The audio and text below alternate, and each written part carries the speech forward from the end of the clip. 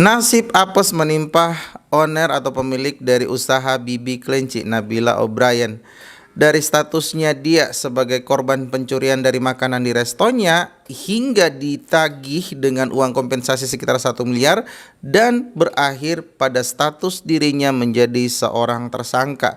Jadi dari beberapa informasi yang beredar di media sosial itu menyampaikan awal mula perselisihan itu terjadi manakala datanglah dua pelanggan di restorannya yang waktu itu kondisi restonya itu masih dalam keadaan crowded banget hingga mengakibatkan pesanan dari dua pelanggan ini yang diduga suami istri itu terlambat hingga percecokan pun terjadi dan pelanggan ini masuk ke area kitchen yang sebenarnya itu dilarang untuk standar operasional di usaha mereka.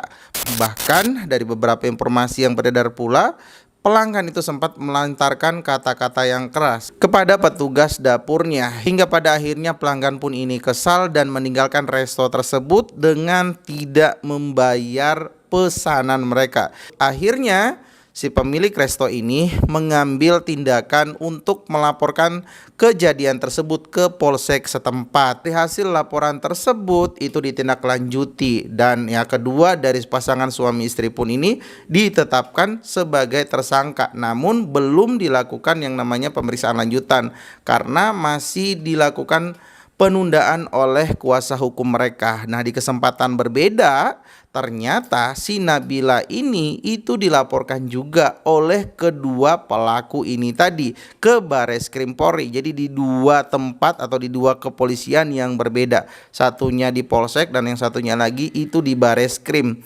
Dan kalian tebak, yang langsung diproses itu adalah laporan mereka di Bareskrim Polri. Bukan hanya menyandang status tersangka, si Nabila ini juga dituntut untuk memberikan uang kompensasi sekitar 1 miliar rupiah jika ingin perkara ini diselesaikan dan dengan ketentuan masing-masing mereka itu akan mencabut laporannya. Dengan nada lirih dan memohon keadilan, akhirnya kasus ini sampai ke telinga Komisi 3 DPR RI dan rencananya sih Senin depan itu akan dilakukan rapat dengar pendapat. So gimana menurut pendapat kalian teman-teman?